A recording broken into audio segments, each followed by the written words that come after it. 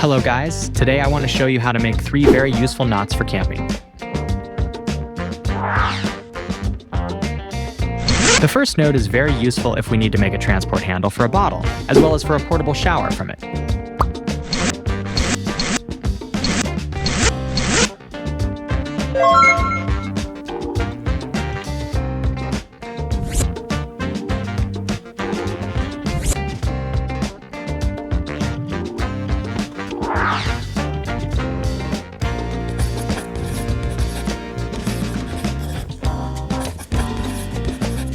The second one we can use if we want to hang certain things that have a hanging handle.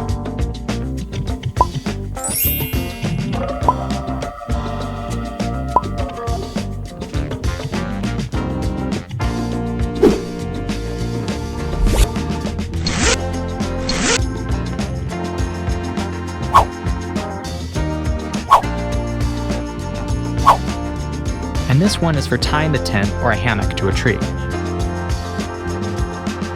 And if you found this video useful, don't forget to hit the like button. Thanks.